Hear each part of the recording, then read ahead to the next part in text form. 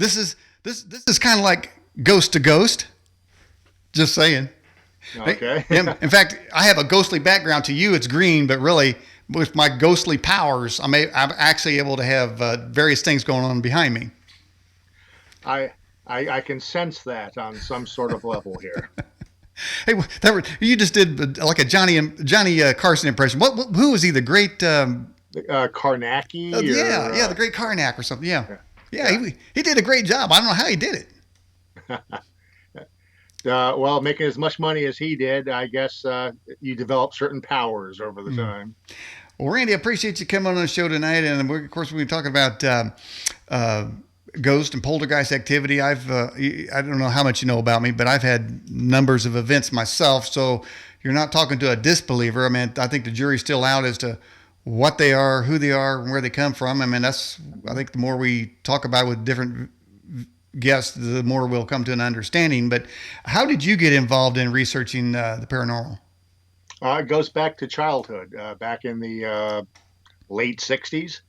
Uh, as I was, even the mid '60s, as I was growing up, learning how to read, some of the earliest reading material I had around the house were issues of Fate magazine, which has been around since the '40s, with ghost stories and UFO stories and stuff like that. My grandmother had it around the house. I read that. My mother had a encyclopedia set called Man, Myth, and Magic, which was an encyclopedia of the world of the unknown. So as most kids were reading, uh, Dick, See Jane, Watch Spot Run, I was reading about poltergeist, haunted houses, Loch Ness monster, Mm-hmm. things like that. So my interest developed from childhood, and as I got older, I continued being an armchair researcher and reading more and more about it, and trying to discern the where the line of demarcation was between a good spooky story and what objective reality might be. Mm-hmm. By the way, let me acknowledge people just logging on our chat. More people. Spirit Force, welcome to the program. Smoke C, Scotty, Jim Shook, Tammy Hall, Diana P, and Paul have all joined in the live chat. If you have a question for Randy Liebeck, go to the pop up chat link on the left side of the website or the right side of our streaming YouTube channel. Well, Randy, have you yourself experienced a haunting or a ghost interaction? Yeah, over the past few decades of actively looking for things, there have been a couple of times, and only a couple out of many cases where I've encountered activity that I'm convinced did cross the threshold from something we can explain to something anomalous. I've not seen a ghost. And admittedly, the day that I see an apparition appear, that might be the day I decide to take up stamp collecting instead of ghost hunting. So I've not had that experience, but I have felt things, heard things, uh, seen a couple of things which did not rise to the level of apparition. And I've caught some unusual readings on instrumentation, documented a couple of things. Enough to keep me looking, enough to convince me, hey, there is something going on here. But like you mentioned, we just don't know what it is right now. Mm-hmm. I see in the live chat, Joey Splat says he's being haunted by his ex-wife. So I guess there's all kinds of hauntings. I mean, that'd be a bad one right there. Yeah. One of the viewers is asking, what are those plaques on your wall behind you? Oh, some of them are from different courses completed in parapsychology, paranormal research. Others relate to my day job of being a law enforcement officer. Okay, so all right. So being a law enforcement officer, you're obviously not given to hoaxes or things like that. I mean, obviously it takes intelligence and fortitude, and certainly if you are suggesting there is a paranormal world, then that your job description gives credibility that you wouldn't have any reason to lie about that. Well, I have not experienced anything so far over the top that it would be conducive to me lying. The stories I have, don't reach the threshold where one would need to lie. Uh, I would like to think that my background does give me a little bit of credibility, though in today's society, a lot of people would argue against that. Mm-hmm. Uh, but I have been trained in how to observe, how to interview, how to detect deception, how to detect fraud, and hopefully those skills do benefit me Mm-hmm. a bit in the paranormal arena, and I think they do. Mm-hmm. I will also say that I'm not sure that the paranormal is the best word to describe these things that we're looking into. Paranormal implies the word technically means alongside the normal, Mm-hmm. but in common usage, it means outside the normal. I don't think it's outside the normal. I Mm-hmm. think it is normal. It's just something that we have not been able to fit within our current scientific paradigm, that Mm-hmm. we can explain all the elements of the psychology, the neurology, and the physics that are Mm-hmm. involved. Mm-hmm. But I do think it falls ultimately within those domains. Yeah. Well, I've told this story before, but I think it's really good to tell you. I've been a member of law enforcement. One of my kind of a ghost stories. My sons were doing a paranormal investigation in a graveyard. So, I just went out to check them out, see what kind of trouble they were getting in. I'm thinking, what are you guys doing at 2 o'clock in the morning? So I went out there with them, and so while we were there, county sheriff rolls up there. Now this thing's way off the beaten path, miles into the countryside, and so I'm thinking, crap, man, I'm out here, I guess acting like an 18-year-old or whatever, running around the graveyard. So he pulls up. I was like, I'm thinking, okay, I'm going to get a ticket here, or he's going to say, what kind of father are you allowing this kind of thing going on? So he walks up to me and he looks left, looks right. He goes, y'all see anything? He said, 'cause I see stuff here every time I come down here. And I was like, oh, wow. Okay. I go like, what kind of things do you see? He said, well, this is the county sheriff. He said, I've had sticks thrown at me. He said, I've seen a half a body go floating across there. He said, I've seen so many things. I brought my family up here to tell him, and there's something crazy going on here. So, yeah, man, there's definitely something out there. And I'll tell you one more thing. I've been binge watching Finding Bigfoot on Amazon Prime. And they're always looking for Bigfoot. But they're always looking for the physical evidence, and it always stops. And if you ever notice, every single Bigfoot picture is fuzzy. And sometimes when you take a picture, the camera goes out. And then other times they have footprints that go so far and stop. And so they were so close. They did a graveyard and hunt there, I guess, because they said there was activity there. And they were so close to getting to where they needed to go, which my personal opinion is there's a paranormal component to Bigfoot in that there is a power. He knows if you're looking for him, type of thing. There's some kind of power where he can mess with electronics, and he can simply disappear if he wants to. And this explains all of it. But they keep looking for physical, and I think they're never getting to what's obviously leading them to a paranormal component to it. But because they want to remain reputable, I suppose, they won't cross into that realm. Well, you're not the first person to make that observation. It's not just Bigfoot, UFOs, lake monsters. It boggles the mind to think that every photograph is blurry.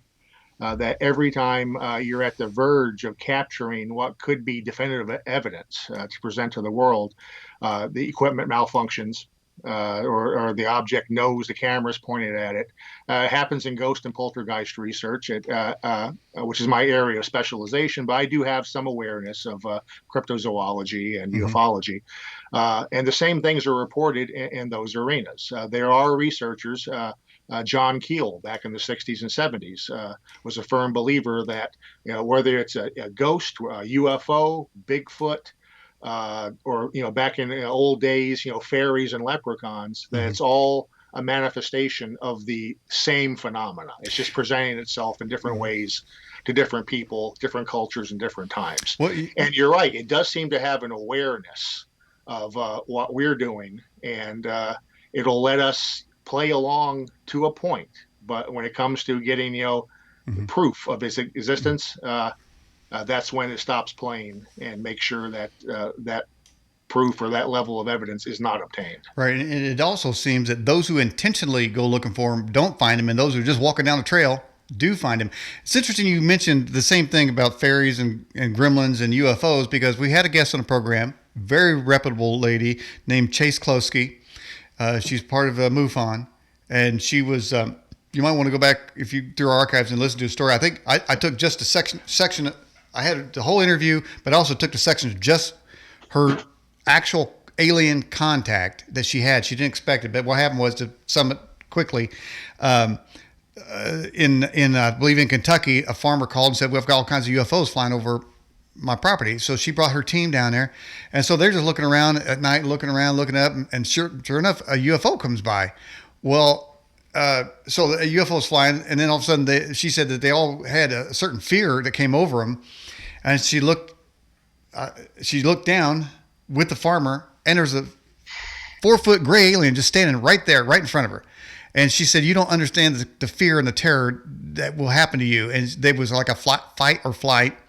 Well, now her team all had cameras on. They had head cams and they had other cameras, but they went running. They all went running out of the field because they didn't know what to do. They jumped in the truck and took off. Her testimony is it's not a hearsay one; it's an actual there one.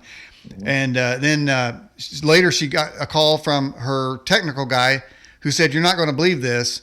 All 4 cameras failed during that section of time. They were all on." If I had a nickel for every time I've had equipment malfunctions at certain places at certain critical strategic moments in time, I'd be a millionaire. Uh, Absolutely, that does occur. I know with UFO abduction cases, there have been people who have set up video cameras in their bedrooms to see if they go through an abduction experience to see if they can record it, and the equipment just shuts down during the period of time they're having whatever experience they're having.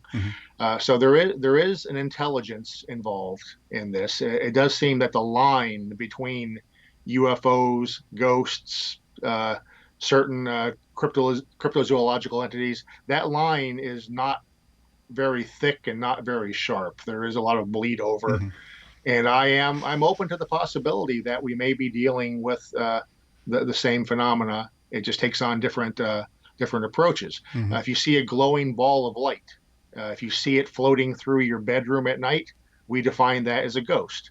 If you see that exact same phenomena outside above tree level, you call it a UFO. It might just be the same thing. Well, just another.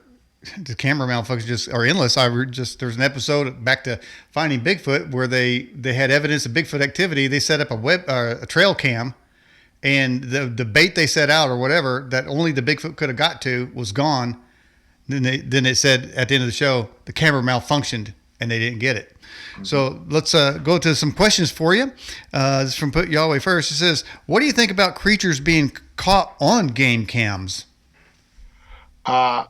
I don't follow cryptozoology in depth. I do, read articles on it, and occasionally I read a book. I'm a big Loch Ness Monster fanboy. I have seen that things have been captured on game cameras, and if these are real cryptids, if you're talking about a real unclassified animal out there, yeah, eventually it would trip a game camera. You would eventually find a carcass or find bones, no matter how elusive let's say Bigfoot is an intelligent, almost man type creature. No matter how intelligent it is, no matter if they bury their dead so you don't find remains, people fall off cliffs, and bodies are wedged between boulders, and bones are found in national parks years afterwards. People drown, the bodies are washed up on shore. That should happen with any other animal. It should happen with Bigfoot if Bigfoot is a real flesh and blood creature. We've not had that, which makes me suspicious. If these reports are valid, if people are not just making up stories and they're really seeing these things, it does not look like it could be a real physical flesh and blood creature. What do you think about dogs and cats that seem to bark at nothing?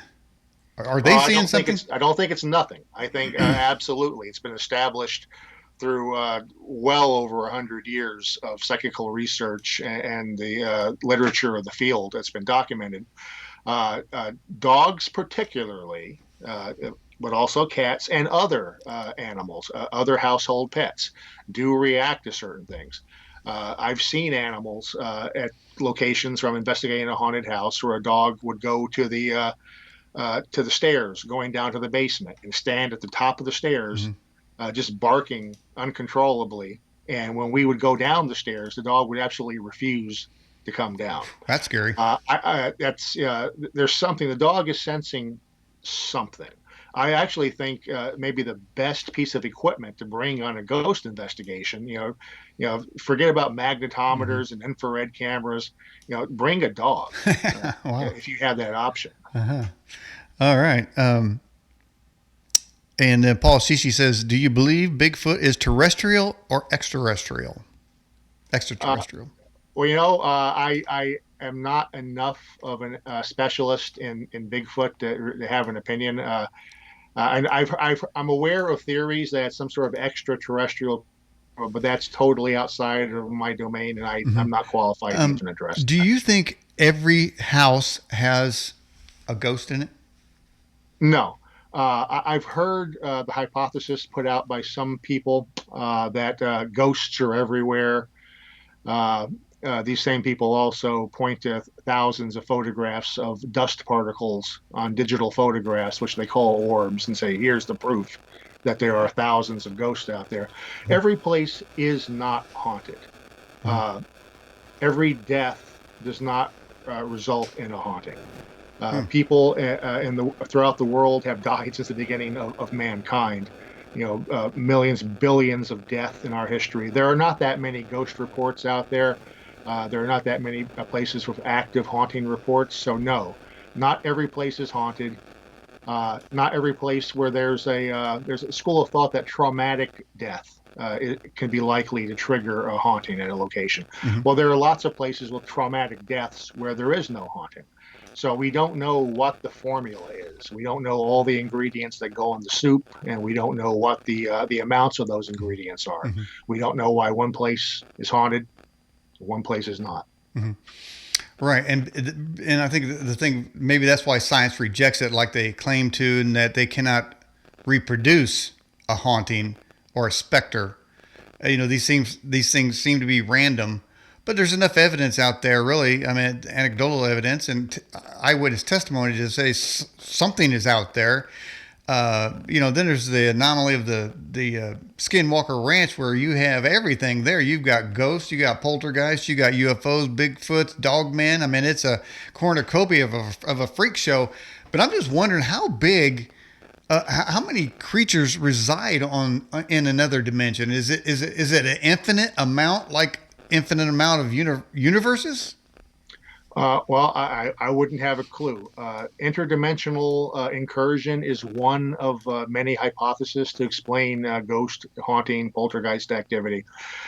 John Keel leaned in that direction. I know Jacques Vallée came to think that was the explanation in certain UFO encounters. I believe J. Allen Hynek came along to that belief also. Uh, there's a gentleman out there named Paul Eno who's written extensively about ghosts and UFOs Mm-hmm. being interdimensional, intrusions into our reality. Yeah. That's as valid a hypothesis as any.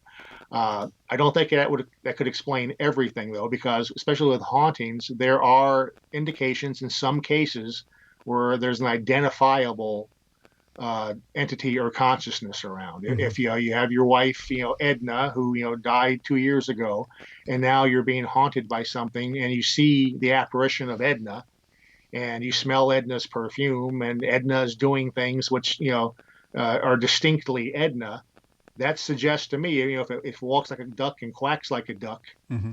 maybe it's a duck. Mm-hmm. Maybe it is, your wife coming back to visit. Mm-hmm. That There's no reason to jump to some sort of interdimensional transit, other than the fact that if a surviving human consciousness, if it does pass on to another realm of existence, if it comes back to visit us from that realm, then yes, that would fit in with interdimensional transit. Mm-hmm. Uh, but we just don't know. We don't know the Mm-hmm. mechanism. We don't know what's going on. But yes, I am intrigued by the interdimensional aspect because, as your listener alluded to, there may be other things out there than surviving human spirits, Mm-hmm. and possibly we encounter those other things from time to time.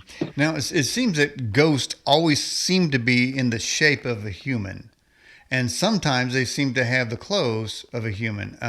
Now, for instance, in Gettysburg battlefield, many people have claimed, and I think it might be audio of gunshots going off as if they're still fighting the Civil War over there. So that would be a high impact area that would have left a tremendous stamp on that dimension at that time, which may go through the eons of time, continue on to eternity. But I'm wondering how it is that clothes seem to be a part of this. Is the ghost wanting to wear clothes, or are they ghost clothes? Well, first, with Gettysburg, a couple of my most profound experiences were specifically at Gettysburg. If we have time, we'll go into that. As far as the clothes go, there are two possibly separate issues at work here. One hypothesis for hauntings, and it seems to apply definitely to some types of hauntings, are that there's not a ghost, there's not an intelligent surviving human consciousness interacting with you, but somehow past events, past trauma, past emotions have recorded themselves into the environment. And if the right person comes along who has the neurological wiring or the psychic sensitivity to play that back, they can play that back when they're present at that location. If that's the case, it's not a ghost choosing to wear clothes. It's the fact that a historical event has been recorded, like on a video a tape or DVD, and you're playing it back. If the soldiers were wearing clothes when the event occurred, they'll be wearing those clothes in the video playback.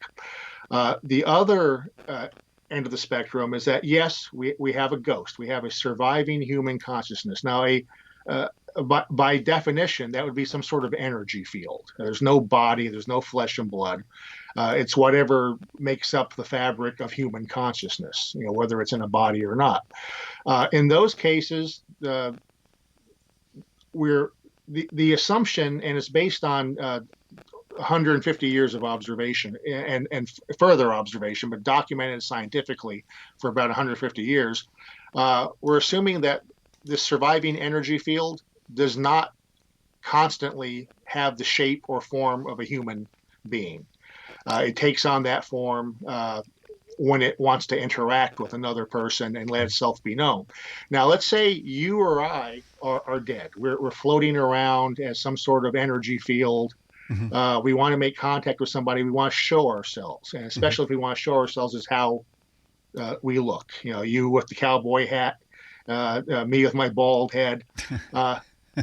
In your day-to-day life, how often, when you visualize yourself, how often do you visualize yourself standing around buck-ass naked? We don't. When somebody says picture yourself, mm-hmm. you picture yourself wearing clothing. Same with a ghost. If a ghost is appearing to you, whether it's taking on physical form in the environment through manipulation of molecules in the air, or whether it's sending a mental telepathic signal to you directly to your brain saying, hey, I want you to see me and know that I'm here. If I'm going to materialize in front of people, I'm going to materialize just like I materialize my physical body, I'm going to materialize some clothes around that. Mm-hmm. If I'm going to send a picture to your mind of, hey, here's Randy waving at you, I'm going to put some clothes on. Because that's how we, when we're alive, we picture ourselves, we mm-hmm. deal and interact with clothing. I think it does not push the boundaries of reasonableness to assume that we would want to do the same thing after death. Mm-hmm. What about that's an idea. I think psychologically it makes sense. However, I know I'm really taking a risk trying to psychoanalyze a ghost. Go ahead. I would. What about the phenomenon known as ghost ships? Is that real? The ships? Yeah, ghost ships. You hear about them every once in a while. There are reports of phantom ships. There are reports of phantom trains, phantom horses and carriages. And one part of me says, well, that's kind of ridiculous. I can see a person coming back, but why would a ship or a carriage or the horse? Well, if it's an environmental recording of past events, then whatever happened at the time and place where that recording was made through whatever mechanism, and we do not understand how that could work. If there was a ship present, if there was a horse and carriage present, if there was a train present, that can be recorded. Other than that, if it's not an environmental recording and we're actually dealing with a ghost present, then if we're seeing a ship, if we're seeing a train, we're seeing a horse, then I think it's because the ghost, the surviving human consciousness, is, for whatever reason, making us see that through some telepathic imagery. I think in a lot of these cases, though, you're dealing with, the train, the horse and carriage, and ships like the Flying Dutchman. I think in a lot of those cases, we're not dealing with objective reality, though. I think we're dealing with folklore, tales that have been told for hundreds of years. I would really wonder exactly how much objective reality exists in those particular cases. Okay. Paul wants to know, he says, Randy, do you believe humans can summon ghosts? Summon, as far as, forcing them to appear, through some sort of ritual or ceremony, no. If there's a ghost, again, a surviving human consciousness, dear dead Aunt Edna, who's out there, if she has decided to come back or linger around for whatever reason, then she comes back when she wants to. If she's always there, which is one possibility, she's stayed behind from instead of going to wherever she was supposed to go. She's there. May not make herself known all the time. Even if you have a haunted place with a very active haunting, you don't see apparitions and hear and see and feel haunting phenomena 24 hours around the clock. They come and go. Maybe through their intent, maybe because certain environmental conditions at certain times are conducive to that appearance. And it's quite possible that if dear Aunt Edna is there hanging around, deciding when she's going to appear, if you are standing there and go, Aunt Edna, I want to see you now, please let yourself be known. Hey, Aunt Edna may very well, hear you calling out and make herself known to you. But I don't, I'm not a big, believer in ceremonial magic and rituals and stuff like that. Okay, so let's just say you're alone at night. You're in your bed, it's totally dark, totally quiet. Would you roll over in your stomach and let your arm hang over, like where it would be even with the underside of your bed? Would you do that? Oh yeah, I don't think there are nefarious entities or creatures underneath my bed. I won't do that. Let me ask you, people watching the show in the live chat, would you put your arm down? You're all alone. You're on your bed. You put your arm down, and there's a space under your bed. Would you let your arm hang there? Okay, I want to know, anybody, just a quick yes or no in the live chat. Let's take a quick trying to bring our audience into this, because I got a feeling they know they've had a lot of their. And I would say a lot. If you did take a poll, a high percentage of people would say they've seen activity of a ghost in one way or another. Well, if I had heard sounds coming from under my bed, even in the daytime, or if I had seen a shadow dart across the room and disappear under my bed, then yeah, at night I might be reluctant to let my arm dangle over the bed. But short of some other experience, no, I'm generally not afraid of the dark. Okay, Randy Lee Beck, we got some answers now. So let me go through them real quick. So the question was to the people: would you lay in your bed at night by yourself? Let's say you're by yourself, you're whatever, all alone, and it's dark, and would you let your arm hang down there? Okay, Truth and Treasure says yes. Diana says no. Put Yahweh First says don't like to. Our moderator says no. Jade, Don Morgan says yes. Overbuilt says no. Mexico says I do the arm thing even without knowing. Well, I wonder if he still has an arm. I mean, a lot of times they'll grab that arm. All right, Joey Splash says no.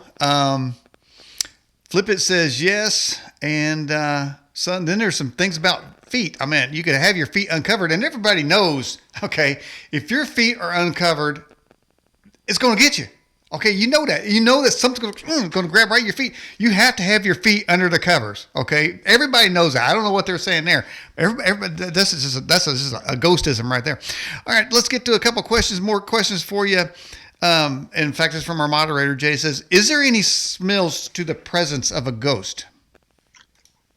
Smells. There's no distinctive one smell which is associated with the presence or appearance of a ghost. However, smells are very commonly reported in hauntings, and usually it's a smell that's associated with a known deceased individual. Mm-hmm. If old Uncle Joe passed away, in his armchair, and old Uncle Joe smoked a particular brand of pipe tobacco all of his life, very often people will report smelling that particular pipe tobacco or a particular perfume that a deceased female used to wear. There are smells which are associated with hauntings. They are usually highly identifiable smells that are linked, at least in our own minds, to an individual.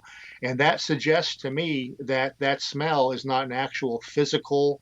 There are no molecules in the air that your nose is picking up on, but it's a telepathic signal being sent to you by the entity saying, "Hey, it's Uncle Joe. Mm-hmm. I know how you're going to know it's me by the smell of my pipe tobacco," Mm-hmm. and that sensation is implanted into your mind. That's Okay. what I think's going on. All right. A few more came in. Smoke C says yes, they would let their arm dangle. Autumn in Albuquerque says yes. Joey Splats said probably. Believe 3.0 says, I guess yes, but I got to cover my feet. So there's the feet people, the feet cover people we're out here, Randy. Okay. We will not, because the cover defends you against these creatures. I don't know how it does it, but everybody knows it does. Holy War says yes. And who else we got in here? A few more came in there, and then somebody said absolutely. Okay, then now let's go to another question from Smokesy. He says, could the choice of location have something to do with shifting portals? Could it? Yeah. The problem is we don't know that portals exist. And if they do, if that's some sort of doorway that these things enter into our world through, which is one hypothesis out there that has no evidence to back it up. It's just a supposition, which is fine. Brainstorming and saying how these things might work, that's totally valid and that's great. I'm just worried that people have heard that discussed in a forum and think, oh, that's how ghosts come into our world. Assuming that ghosts come into our world, assuming that they're not here anyway, that Edna is not just in residence in your house after death and just appears when she chooses to appear. But if there are human consciousness or other things which do cross over from another reality, I guess by definition, you could say that's a portal, but it's purely conjecture. So I really beyond saying it's hypothetically possible. I couldn't go into any technical details about how that might work. I remember we had a guest on the program who's an exorcist, and he said that whenever a demon would cross over into this realm, there would be a smell of sulfur, and of course, sulfur is a newer term for brimstone, which is obviously associated with hell. So I guess, and it seems to me the way he's describing it would probably be molecules. I know what you're saying about the mind, but I believe he was actually saying there were the molecules, so he had a sense of smell on that there. And speaking of Poltergeist, I don't know you've investigated that. Didn't the movie Poltergeist have on the set a lot of activity? And didn't they say that it was based on a true story and perhaps that house was built on an Indian graveyard? As far as the true story aspect, there was a case which occurred around the same time that movie was in development, called the Black Hope horror case, which was a housing development in Texas, where they had built new houses on a hilltop, and I think it was called Hilltop Drive. And it turned out those houses were built on top of not an Indian burial ground, but a slave burial ground where there were no marked graves, and the developers built a house. And one couple in particular Ben and Jean Williams, I think the name was. They reported all hell breaking loose in their house. Full blown poltergeist activity. Uh, there was a book written called The Black Hope Horror. There was a TV movie based on it called A Legacy of Hilltop Drive, and the background of that case is very similar to the plot line of Poltergeist. And they wound up digging up bodies at Hilltop Drive.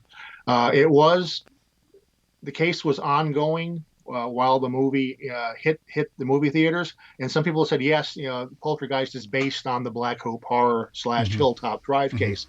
Problem I have with that is the actual case was occurring at the time the movie came out. Movies are in development for years before we see them at the theaters. It seems that this movie was being written and produced before the story, the real, allegedly real story of Hilltop Drive came out. So I think it's more likely it's just a Mm-hmm. very, very coincidental convergence. Fiction meets fact. Mm-hmm. I don't think it was. Um, I don't think Poltergeist was based on the mm-hmm. Hilltop Drive because the folks making the movie could not have been aware of that case. Mm-hmm. Now, I understand what you said earlier about perhaps something putting a thought in your mind, making you like Uncle Fred's tobacco, Yep. you know. But another graveyard instance, there was myself and some other paranormal investigators there, and about 2 o'clock in the morning, clear as day, absolutely positively clear as day, something big and large was running on the gravel right up to the graveyard where we were. I mean, it's a sound you cannot mistake. It was like dum dum dum dum dum dum dum, and it's like the whole group, all of us got so scared, we all jumped in. We were kind of like standing in the road next to the graveyard. We all jumped in there, thought we were going to get hit. That wasn't a single. If that was an implantation of a sound, then it was mass because everyone heard it. So how can we explain when multiple eyewitnesses hear the same thing? That's an important question because if the effect is hallucinatory, and by hallucinatory I mean that it's something which bypasses your physical senses and just registers in the sensory perception area of your brain. Uh, if if you have a case where one or two people out of a group of five see something, but the other three don't, while looking at the same spot at the same time, that by definition is hallucinatory. One or two people picked up on that; they were sensitive to it. If it was physically there, whether it's a visual phenomena, whether it's a sound, or whether it's a smell, if it's physically there, everyone present should perceive it. When they don't, that tells us that it's hallucinatory or Mm-hmm. telepathically induced. But yeah, if you have several people experiencing things, especially if everyone experienced something, yeah, that to me that says, hey, this is physically objective. The molecules in the air are being vibrated to transmit a sound. If you smell something, yep, there are actually molecules of matter in the air that people's noses are picking up. Mm-hmm. If everybody hears running across gravel and sees this, large dark figure, that tells me, yeah, something is actually physically Mm-hmm. there. Mm-hmm. And that's Uh, interesting too because to me, I mean, after everything I've heard and seen, I would say that it was probably a Bigfoot. Now, I'm not stuck on Bigfoot, but I mean, it's a phenomena that's out there. But back to this finding Bigfoot, they frequently, and you could hear it even on the show, something was moving in the woods, and their heat-seeking cameras wouldn't find it. And I'm thinking, you're not going to see a Bigfoot with the heat-seeking camera. You're not going to see him that way because that's not how he's operating. yeah, But well, if it's not a physical flesh and blood creature, thermal imaging is not going to pick up heat signature of a living, entity. If it does pick that up, then yeah, that tells you that it's a real mm-hmm, creature out there. mm-hmm, Uh, in some of these cases, with cryptids, with strange animals, some of these I think may be real creatures. The Yeti in the Himalayas. I think there's enough evidence pointing to that might very well be an unclassified type of a bear. that's out there, and that would show up on thermal imaging. Somebody could shoot it and actually have a body. With Bigfoot, I think if you could have a body, one would have washed up somewhere on the shore of a lake Right. after drowning or falling. Mm-hmm. The fact that's not happened suggests to me that whatever it is, if it's not just folklore or people telling tall tales, if there is something real, then it's not physically Mm-hmm. real. So does I'm going to use the word evidence here. You don't have to use it. So these are my words. The evidence of ghosts. Does that indicate an afterlife? You cannot avoid thinking about the afterlife when you look at evidence of ghosts. And yes, there is evidence. There's no proof, and people who say they're gathering proof are talking out of an orifice they have. There is evidence, though, and that evidence includes the same kind of evidence we look for in law enforcement. One is eyewitness testimony, people's experiences, people's testimony throughout recorded history. Irregardless of culture, irregardless of time period, irregardless of religion, irregardless of physical location. People have been telling the same stories with the same dynamics going back thousands of years. Mm-hmm. People who experience a poltergeist in New York City in 2020 in their apartment report the exact same phenomena, the same dynamics, the same pattern of development, how the phenomena develops. That somebody in a tribal village in Kenya reported in 1910. The commonality of experience is universal. It shows just from a human testimony standpoint, hey, yeah, Mm-hmm. there's something real. It's Mm-hmm. not a Now, thousand people making up their own stories. now, So there is a universal reality that is evidence. Uh, Sometimes physical evidence is obtained beyond the testimony. There have been a handful of photographs, and I specify a handful out of allegedly hundreds of thousands of photographs that you see on the internet. A handful which really seem to be anomalous and seem to be maybe unexplainable. Though I'm not convinced you can photograph a ghost, but there's enough out there to make me mm-hmm. think maybe, just maybe. People do get audio recordings. I think EVPs are authentic anomalous phenomena. If people play me 10 EVP recordings and tell me, 10 times what they think it says, 9 times out of that 10, I will not hear the same thing they're saying they hear, but I hear something. So something is really appearing on tape. That's evidence. With UFOs, historically there have been irradiated areas at supposed landing sites. People get injured, burnt through exposure to apparently ionizing radiation in UFO cases. In haunting and poltergeist cases, people are occasionally assaulted and get scratched, bruised, punched. That is physical evidence. So there is evidence, but there's nothing that goes to the area of proof. If there was, we wouldn't be having this discussion now. It'd be, established science, and there would be no question. We're still trying to answer questions.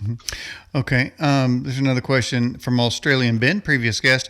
Are the shadow people trapped between the living and the dead? And can you describe any of their characteristics? Well, again, it's an assumption that I deal with shadow people. I'm aware of many websites and discussions, people talking about shadow people. I will address that this way. I've been studying ghosts and hauntings and poltergeists since the 1960s and actively doing field investigations since the late 1980s.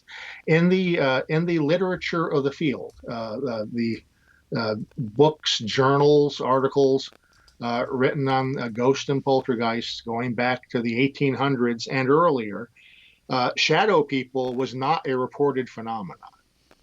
Most ghosts that are seen, most hauntings, you don't see an apparition of a ghost. Most hauntings, It's sensations, feelings, sounds, smells, and occasionally movement out of the corner of your eye. Hmm. When people do see an apparition, it is identifiably a human apparition. Usually looks solid, looks just like you or me. The transparent white filmy ghost is a Hmm. product of Hollywood for the most Hmm. part. Uh, People have reported historically in rare cases seeing shadowy forms in poltergeist cases where you usually don't see an apparition. Usually, poltergeist cases with physical activity going on, most people do not report a ghost or a visual apparition. Hmm. In the few cases where that is reported, they do report shadowy creatures. Hmm. But the categorization of a special category Hmm. of ghost as shadow people Hmm. with entomology and motivations and are they trapped between here and there? Hmm. That's total supposition. There's nothing in the Okay. literature Okay. to Okay. support that as Okay. just. Okay, Randy. Time for another poll. For those of you watching, has anybody seen a shadow person? Now, I'm going to put myself in a yes category. And it's usually out of the corner of your eye. You see the movement, you look over, there's nothing there. Sometimes it's a blur of a figure, and usually it's not. To me, it's never like a full size. But let people, if anybody's seen them in any size, what they might consider a shadow people, just do a shout out. Now that kind of brings us to in the ghostly realm of things known as an incubus and a succubus. These are ghosts that rape people, I suppose, is what they say. Is that people imagining? Well, I don't do incubus, succubus, or demons. And incubus and succubus are both theological concepts from, I Mm-hmm. believe, ancient Babylonia. Type of demon which sexually assaults people. Mm-hmm. I believe the theology is that it's the same entity. There's not a specific. There's not a difference between a incubus and a succubus. It just takes whatever form it wants to take, Mm-hmm. depending on the sex of the person that's bothering. Mm-hmm. There are legitimate cases in the case literature of people being sexually assaulted Mm-hmm. by ghosts, or at least claims that they were. But only a couple of cases. One is the entity case that Barry Taft and Carrie Gaynor investigated in 1974. A woman claimed she was being raped by a ghost. But that's and there are a couple other cases out there or similar claims, but it's just claims. A person is saying they were assaulted by something. Uh, that was never observed by anybody else. So we Mm-hmm. cannot assign any degree of either credibility or lack of Mm-hmm. credibility to that. We don't know. We weren't Uh, there. but Uh, if it does happen, there's no need to jump to the conclusion that it's an incubus or a succubus, some sort of demonic entity. Well, we cannot rule that out, and I would not, say I'm ruling that out. We do know that people, when they're alive, commit sexual assault, commit rapes, harass and molest, women and men. So I don't think it's a huge leap that if Joe did that when he was alive, he's going to do it maybe when he's Joe still dead. does that after he's dead if That's, he's found out some way to physically do that. yeah, I'll punch that son of a bitch. All right, hey, we got some answers to the shadow people question, and let's get to some of these. Belief says nope. Joey says no. Tony Louisiana, yes. Put Yahweh's maybe. Hey, that sounds like a politician there. Diana P, no. Jade says no. Don Morgan says yes, I have. Life Station says my husband's seen one. And Autumn in Albuquerque says yes. Jules Hollyward says yes. So Australian Ben says he's seen one. So it looks to me like a number of folks out there have seen the shadow Oh, person you say doesn't I'll, exist. I'll raise my hand too. I have seen shadowy, dark movement out of the corner of my eyes.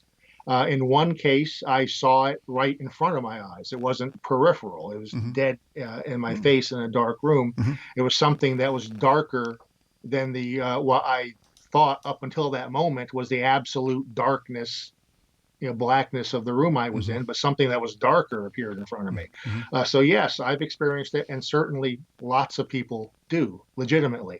I'm not ready to categorize it as a specific separate type of Mm-hmm. phenomena. I Mm-hmm. think sometimes Wouldn't they? Apparitional Okay. experiences, and occasion Would they do could show up as okay? shadowy figures. Couldn't we put them in the anomaly section of the cryptids?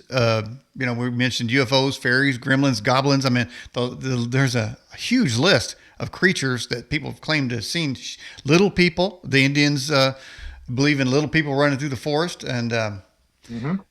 so there seems to be a whole lot. I just why not? I mean, and then there's people who say there's a phenomenon called dog men, which is some entity that's got a head of a dog and somehow is allowed to, or somehow kind of like walks around. But if you look at it, you've got the Egyptians with many of their statues is this figures with a cat head, a human body with a cat head, Hmm. And dog heads also. Yeah. or a dog head. I mean, so I wonder, were they all imagined things, or did they just create what they saw? Maybe they were ruled by the dog men. How about that? Oh, it's quite possible that whatever appeared to them, appeared fitting within the confines of what their expectations were. If their religion and their cultural expectations were for dog-headed or cat-headed entities, then that's what appeared. Mm-hmm. Today, we may expect to see a shadow person, Mm-hmm. or expect to see a 3 foot tall gray entity with Mm-hmm. big eyes in Mm-hmm. our bedroom. Big bug eyes, big black eyes, man. You just want to punch them. But let me ask you though. So, what's contemplate the origin of a ghost? Is it from a flesh human that has a spirit that maybe is disembodied? The flesh dies, but the soul or something. Where's the ghost come from? Well, if it's an interactive, intelligent presence that's separate from an environmental recording or residual haunting, where if you go into a place, you'll see things, hear things that repeat themselves and never change, and you can walk up to the apparition, wave your hand, jump up and down, say, "Hey, here I am." It will not react to you, will not acknowledge you, because it's not physically there. It's a recording. In cases where there is interaction or whatever it is, if the ghost reacts to you, if the ghost turns and looks at you, communicates, even tries to run away from you, or if you hold out your magnetometer and point it at the ghost and the ghost takes 2 steps back, Mm-hmm. that shows something is there that's intelligent and interactive. And in those cases, yeah, I think it's applying Occam's razor, applying the simplest analysis of the observed facts at hand, that yes, there's some sort of disembodied, disincarnate intelligence and consciousness, and that certainly could be the consciousness or the spirit, if you want to apply, a spiritual religious Mm-hmm. label to it, Mm-hmm. that has separated from the body at death, and now continues to exist independently in space and time. Uh, one complicating factor, though, in all these cases, even if there is something which shows intelligence, which shows intent, which shows communication, there is even if there's not a surviving spirit or ghost there, there's always an intelligence. There's Mm-hmm. always a human consciousness present when you have the experience, and that is yours as the witness. And one hypothesis is that some of this, and some scientists believe all of it, is generated by the subconscious mind of a living human person at the spot in the environment. And sometimes they externalize that through Mm-hmm. psychokinesis and Mm-hmm. can make objects move, can make a shadow appear in the corner. But it's all generated by us, not Mm-hmm. dear Mm-hmm. dead returned Aunt Mm-hmm. Edna. Uh, I'm open to that possibility in some cases, but I'm also just as open to the idea of, yep, dear Aunt Edna has come back. Mm-hmm. Mm-hmm. We can only see her when she consciously decides to allow herself to be seen. Okay. We Okay. So can't prove or disprove, it either way. okay. Do humans have a soul? That's the domain of the theologian and the Mm-hmm. clergy. It's not the domain of Randy Okay. So Liebeck. okay. So if Uh, it's all right. we have a consciousness. We are self-aware. Uh, we have no scientific way to detect or prove that consciousness. There's nothing to prove that we have a consciousness. That nothing that proves Mm-hmm. that we are we while Mm-hmm. we're alive. Mm-hmm. So there's certain no way to prove that Where that consciousness exists after death. But I think there's a lot of at least suggestive evidence that tells us, yeah, that is what's going on. Mm. That people's what makes you you, whether you want to call it your consciousness or spirit or soul. I think that in some cases that does survive bodily death Hmm. and So painful. where do you think, where does the consciousness reside?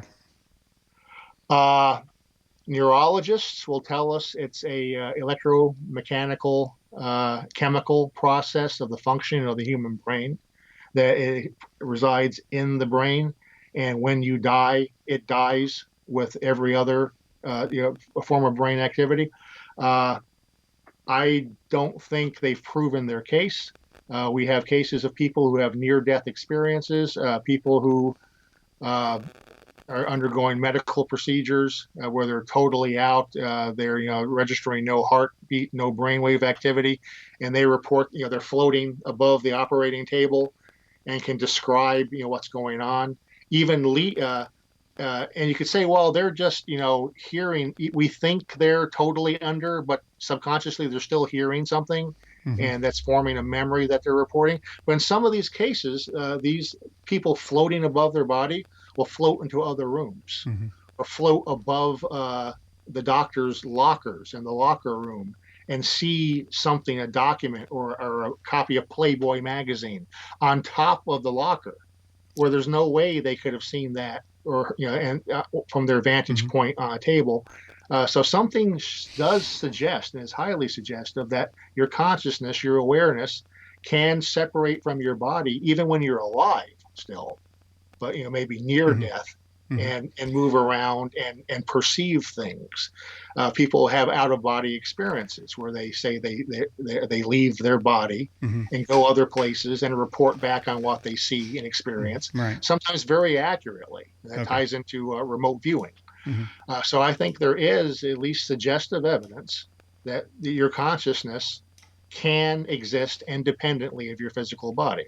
And if it can do that when you're alive Hmm. and separate from your body, Hmm. it's not such a huge stretch to think that it can separate from your body at death So and your continue. your best guess is that the ghosts that are operating may be the residual image of the person of a person who was alive.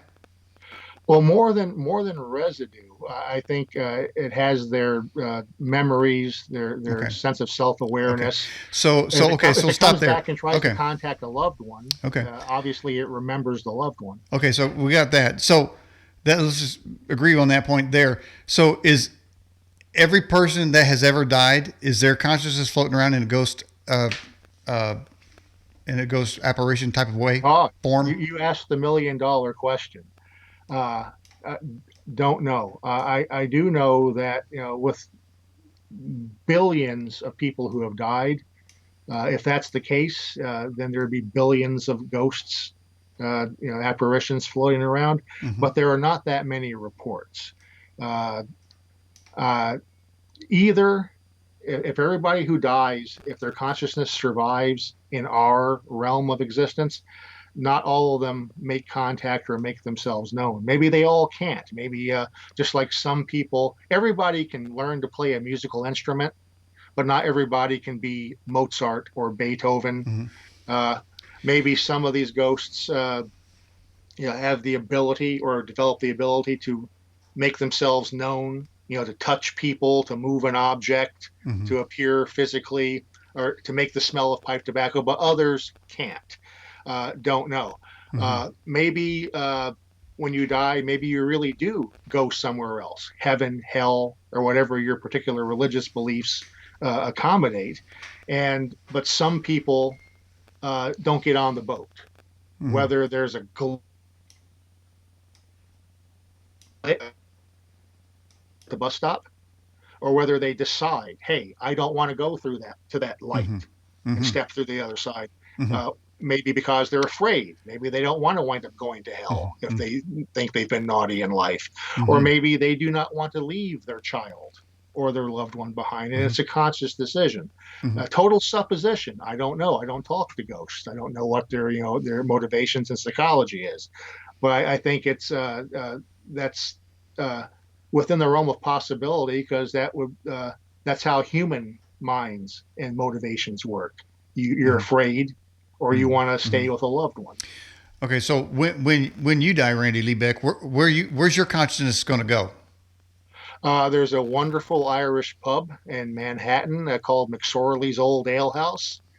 Uh, I would, if I don't wind up going to heaven, which would be my first choice, Okay. but if I wind up, getting stuck behind for whatever reason, Yeah. uh, give me a nice Irish pub. Oh, okay. Okay. Well, you could. I guess you could haunt one of those pubs, and it seems like a lot of pubs are always haunted. Man, I don't know how many videos I've seen of after dark at some pub somewhere. A chair moves across the thing, and somebody's looking for a beer or something. All Well, right. think about it. If you're dead and you're stuck behind on our plane, where are you going to want to hang out? Now, people say all these cemeteries are haunted. Well, if I'm Mm-hmm, a ghost, I don't want to hang out in some cemetery or mm-hmm, that I never knew, that I have no attachment to. I'm going to stay at home or wherever my loved ones are, mm-hmm. or at the pub. Mm. So there Okay. are haunted pubs. Okay. What are the signs and symptoms of ghosts, and why is it they seem to affect the temperature? Well, I like that question because what we're dealing with is a set of symptoms. We don't know what a ghost is. We cannot establish that, hey, there's a ghost standing in this corner, but we can define the symptoms. People will see things which cannot be explained, shadows out of the corner of their eye, or they'll see somebody appear in front of them that they know has been dead for 5 years, Mm-hmm. or they don't know they're dead. You might see Randy on the street corner, in a Oh. month, and you go, "Hey, Randy," wave at me, but I don't respond to you. And then you find out later that Randy died 2 weeks before you saw him on the corner. Uh, so that's one of the symptoms. Other symptoms are sounds, smells, uh, uh, uh, tactile sensations, feeling, being touched. Some people are Hate that one. scratched or slapped. Those are the symptoms. That's what a haunting is. And that's why you Uh, put your feet under the cover so they don't touch you. yep, that's why you do that. And and Randy, what's going on in the closet? Why is that a portal? Aren't closets just portals? Closets where I hang my clothes. I think closet being a portal is something that we've learned from the movie Yeah, you Poltergeist. need to get up at 3 a.m. in the morning and go look in it. I'm not going to do it. Okay, I'm just saying. I've been in lots of haunted locations at 3 o'clock in the morning doing field investigations, including some closets. I've not noticed that closets are any more active Hmm. than any other place. What about Very basements? commonly, haunted locations are bedrooms and living rooms. What Places where people. Uh, what about basements? That's spooky. well, yeah, it's spooky. So are attics. It's But especially there's attics. nothing. There's nothing about a basement or an attic by itself which makes it any more likely to be haunted than any other spot in the house.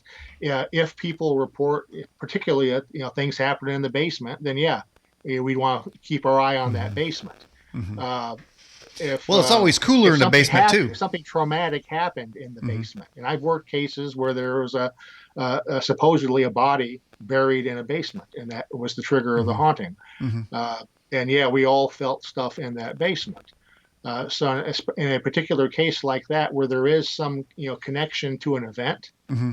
yeah. But in Okay. general, are attics or basements haunted? No more than any other Okay. place. All right. Poll question time. All right. Those of you watching the show, you got a basement. Would you go down in the basement at night with the light off? Would you walk down there with the light off? Those of you who have a basement, so it'll be yes or no for that one. So we'll wait, Randy, for people to respond to that. Only people who have basements. Let me know if you would go down there at night alone with no light. All right. Let's see. How do superhuman feats of strength, such as mother who lifted a car up off a trapped child, tie in with guardian angels or ghosts? Uh, I don't see a tie-in. I see that as just human physiology supercharged by a mother's immediate need to save her child.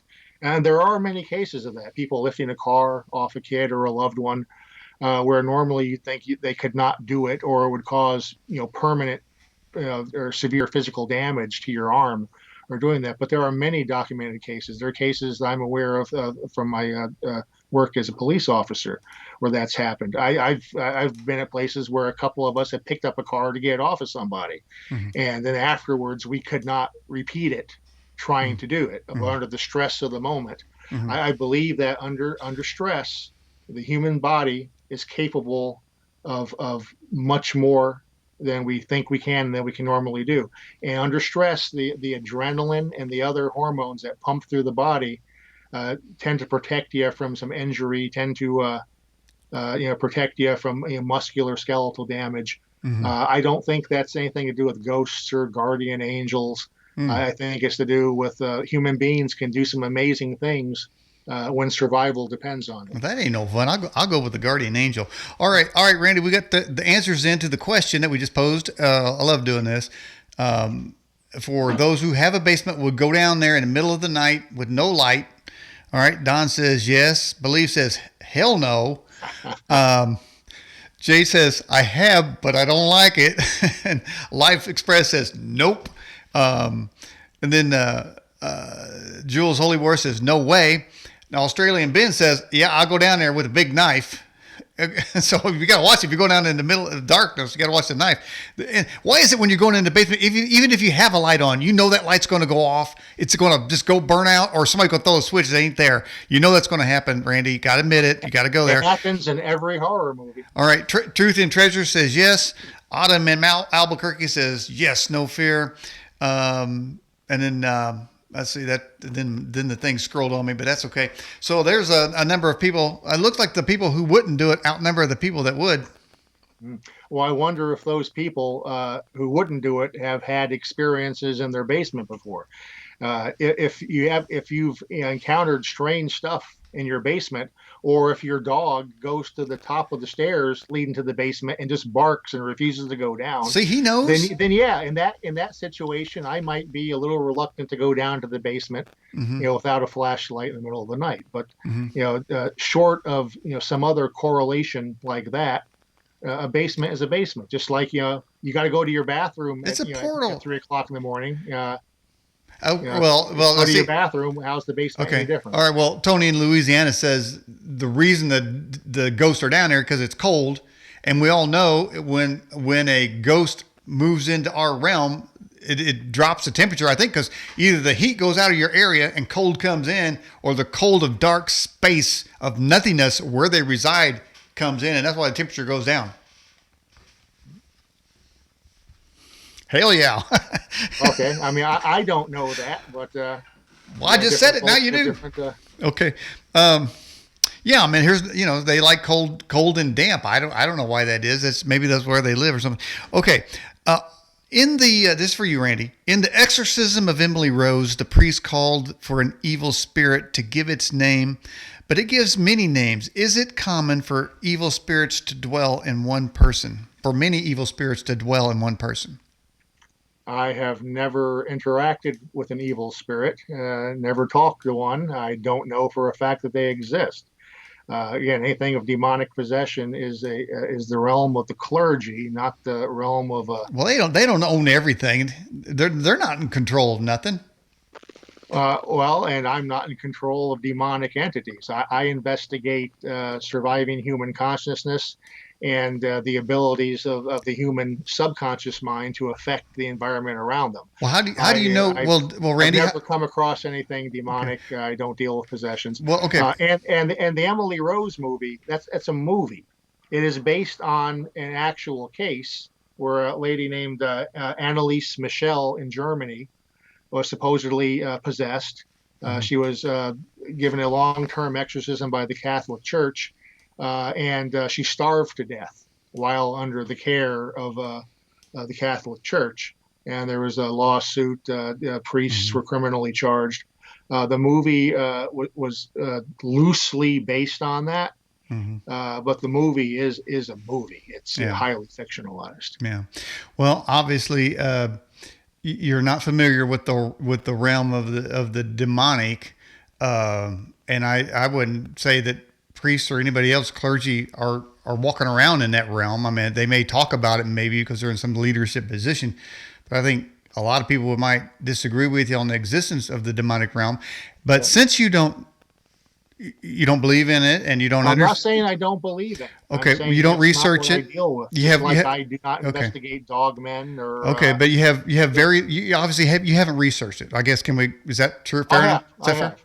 Okay. I can discuss demonic possession and. Okay. Well, because you said several times it's in the realm of the clergy, so to me it seems like you're putting it in a different category. But my question is, Randy, how do you know when you're dealing with these conscious entities that are making an impact on the physical realm? How do you know they're not demons masquerading as such to fool you? Well, how do you know when your child comes home from school and gets off the school bus every day that's really your child and not a demonic entity masquerading? Mm-hmm. How do you know when you turn on your TV? Well, you look for the black eyes. You look for the black eyes. That's what I would do. A TV signal, and it's not demons Mm-hmm. appearing in your TV set as Kramer, trying to fool you. It could. You ever see The Ring? So many possibilities. If you have, we know that people exist. We know that human consciousness exists. We know that people die. It's not that huge of a stretch scientifically to say that consciousness maybe survives physical death. And if what you're dealing with, acts like old Uncle Joe, who you knew when he was alive, and is not doing anything nefarious, it's just acting like Uncle Joe. Yeah. I see no reason to jump because it could be.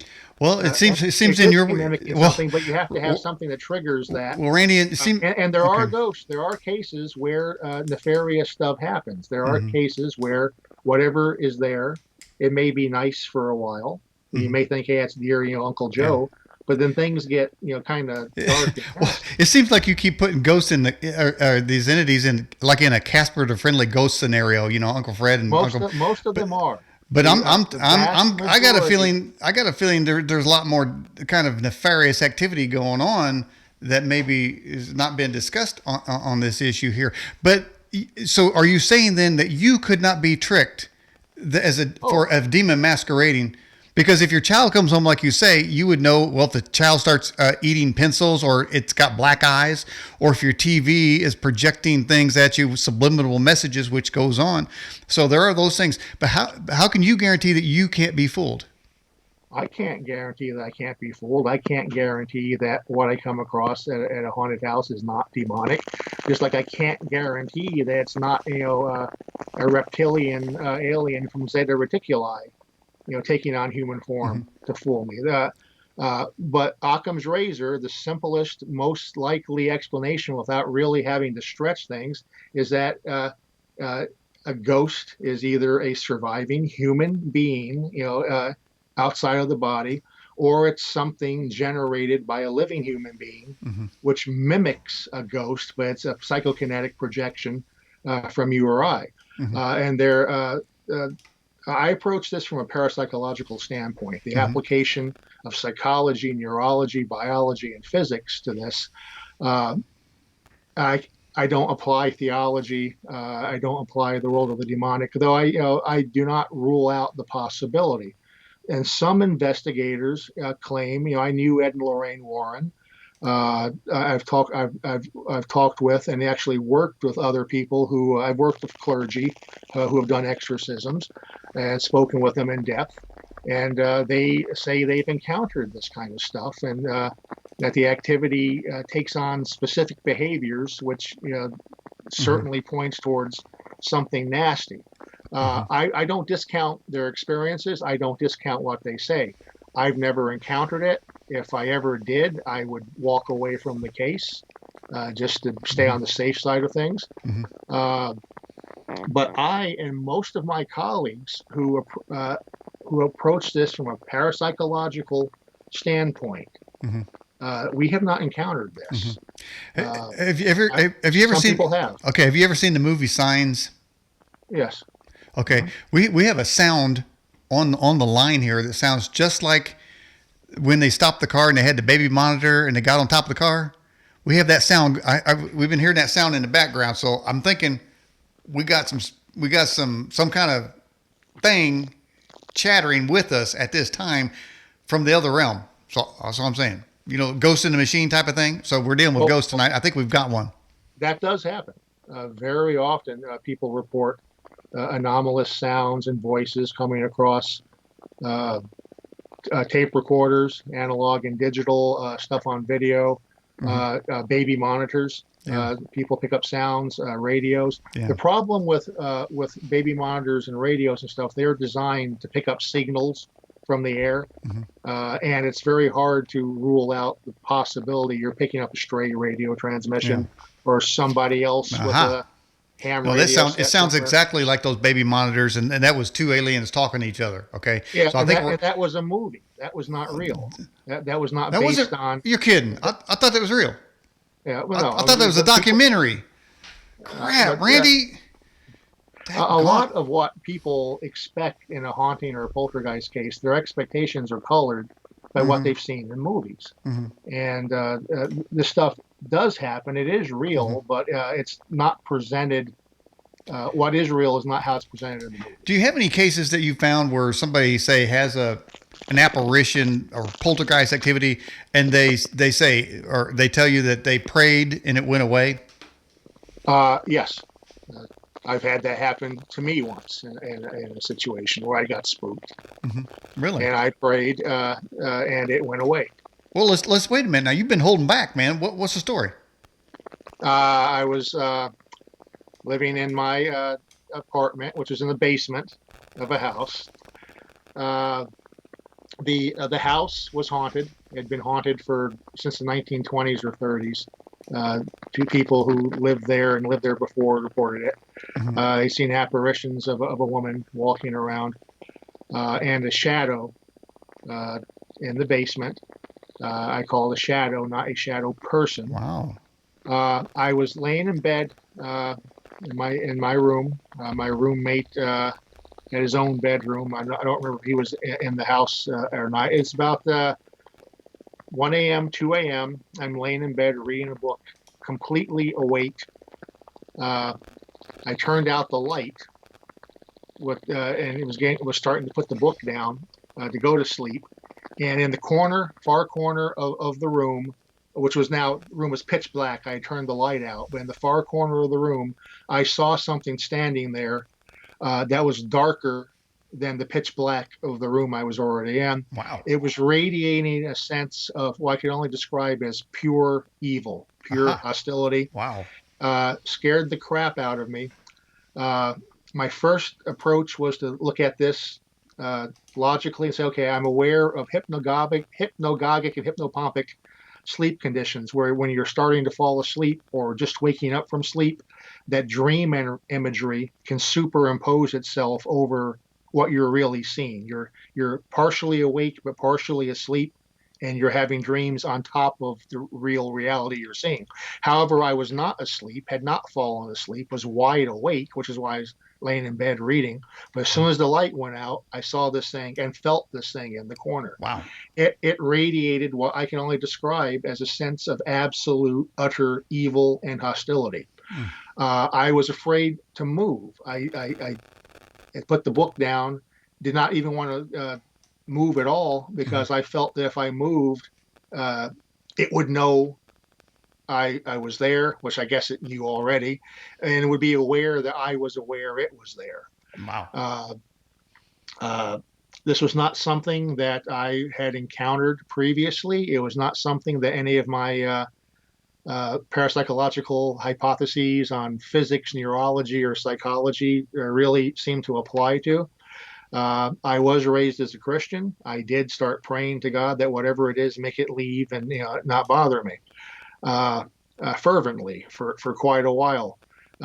Eventually, I felt whatever it was in the corner fade away, and then the Mm-hmm. room, which was still pitch black, but a sense of lightness was in the room. The sense of impending dread and hostility that I felt in that specific corner. It Mm-hmm. was a sensation that Yeah. was in a specific area of space in the room, coming from that corner. I felt it. I prayed. It went away. Happened again about 2 nights later. The Wow. exact same thing happened in the exact same spot around the exact same time. Again, I was wide awake, was not in the process of falling asleep. It was not, dream imagery superimposed. It's those two events separated by 2 nights are two of the most profound personal experiences I've had in Hmm. this, Hmm. which is why when I tell you, I don't deal with, demonology, and I cannot, really, tell somebody, a listener, what an incubus does, what a succubus does, because I've never delved into that other than, reading. But this one case might have, it might border on something like that, which is why I don't discount people's experiences. People, say they've, felt something dark, demonic. They define it as demonic. I defined it as something hostile, something that's radiating Are you hate. suggesting Yeah, you were attacked? I was not attacked. Okay. Well, It you never brought up left the point. incubus and succubus in that conversation. I don't see where that fit. Well, we were talking about demonic entities, and incubi and succubi are by definition demonic entities. Okay. Well, the type of terror you describe is pretty much exactly the terror and hostility. You mentioned that too, as well, is exactly what Chase Closely said about that alien apparition. Well, I guess it was a physical being because it was right in front of her. In fact, they said that it hit it with a spotlight right in the eye. The farmer had his high powered light shine right in the eye. He said it didn't blink, didn't flinch, didn't do anything. Any animal, if you hit them with that type of light in the middle of the night, they're going to start them or they're going to blink or something. He said it was like, but the word, I believe she also used the word hostility in there. There's also something you mentioned too, and this is another poll question, and that is, I'm going to frame the question to people watching. Have you ever felt like something's in the room and you felt like if you moved, it would know that you're there? I know exactly what you're talking about, Randy. I believe I felt that myself. And I know it's, may sound childish or whatever, but these things are out there. So the question to the people is, has anybody felt something was in the room and you felt like if you moved and you were intentionally still, just fess up, you were intentionally still and you didn't want to make a move because you felt something was there? Anybody in the live chat, just throw out a yes or no or your quick little experience that I can read in like 3 words. All right, so we had a lot of interaction with our viewers tonight on this topic here, Randy. As we're kind of getting toward the end of it, you've got a website. Let's talk about that. What's going on over there? Well, the website, it has copies of some articles I've written on this material. In fact, the incident I just told you about with the basement and the dark entity, that I wrote a magazine article about that experience. You can read it in more detail on my website. I also have some video clips from some investigations I've done for TV shows. I have a glossary which explains some of the terms I've been using: poltergeist, apparitions, psychokinesis. It has my take on what these things are. And you can also link to my Facebook page from my website. And I have an email address and a voicemail number if anybody wants to contact me to talk about what they've experienced, or if they want some advice or help with something. Mm-hmm. All right, we're getting some response from our question, and the question we posed was, did the viewer intentionally not move because you felt like something may know that you're there and you were trying to wait it out? So here's some of our answers coming in. Randy Liebeck. All right, we've got Overbuilt Automotive says yes. Jay, the moderator, says yes. Don Morgan says yes. Yes in Tony, Louisiana. And this is interesting. Jay came back with this. Yes, that happens. And also, if you breathe too loudly, I think she's suggesting, and I think I've done that too, where you kind of hold your breath down a little bit so it can't hear you breathing. That's a good one there. All right, Overbuilt says yes. And Put Yahweh First says not sure. Rose says yes. Jim Shook says yep. I was I didn't move. Flip it. Yes.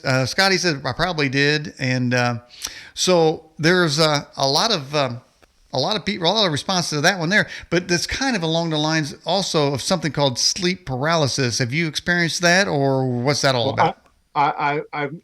I'm aware of it, and sleep paralysis happens when you're in the hypnagogic and hypnopompic sleep states where you're coming out of a deep sleep state and you're starting to wake up, and your consciousness is fully alert. Your eyes are working. You can look around the room and see things, and you're totally awake. Mm-hmm. However, your body has not waken up yet. Yeah, your body, when you're in REM deep sleep, your body releases a chemical to paralyze you, to keep you from moving, so that when you're dreaming, if you're dreaming that you're running Mm-hmm. or moving, it keeps you from actually making those movements, because you might hurt yourself, if you do that, if you try to run and you're on top of a bunk bed while you're sleeping. So your body is paralyzed while you're in deep sleep. Mm-hmm. Sometimes things go wrong when you're waking up, and you wake up, but you're still paralyzed. Well, And then very often you will have lingering dream imagery on top of that, where something left over from a dream you'll see in your room with you. That is the most common explanation for what I experienced and what your listeners say they experienced. And I believe that in 9 cases out of 10, that is what's going on. It's a function of neurology, psychology, and biology working together. However, in my particular case, those 2 nights, I was not falling asleep. I was not paralyzed, so there was no those chemicals were not in my body. I could certainly move. I was just afraid to do so because I didn't want to draw attention to myself. mm-hmm. And like your listener said, yes, the idea of not breathing too heavy, that idea certainly crossed my mind. I did not want to draw attention to myself. There are books written about this phenomena, Mm-hmm. about this exact phenomena by parapsychologists. But these books describe it almost completely as neurology and biology, Mm-hmm. as sleep paralysis Mm-hmm. and lingering dream imagery. That's all I was ever aware of as a possible explanation. Well, However, that does not explain what I went through. well, this is weird. While you were talking, I thought I heard a Bigfoot knocking on a tree. That's how you call a Bigfoot. You take a stick and you hit against a tree, knock, knock, knock. I think you might have a Bigfoot there. I'll take your word for it.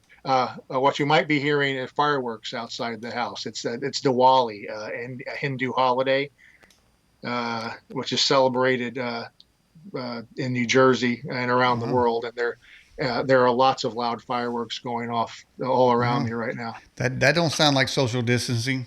Yep, but it doesn't sound like Bigfoot either. Yeah, I did. All right. All right. Randy Liebeck, I appreciate you coming on the Edge television program. What did you think about the show?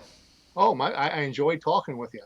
I may not agree with you and some of your listeners on every fine point of the things we're talking about, Mm-hmm. but we all agree that what we're talking about is real, that it does happen. People do have these experiences. It's just a matter of trying to dissect it and come up with the best guess of what it might really be. And there are many ideas and many possibilities. Okay. All right, Randy, I'll send you a link once we edit the show, and I appreciate you coming on the show tonight. My pleasure. All right, sir. Good evening.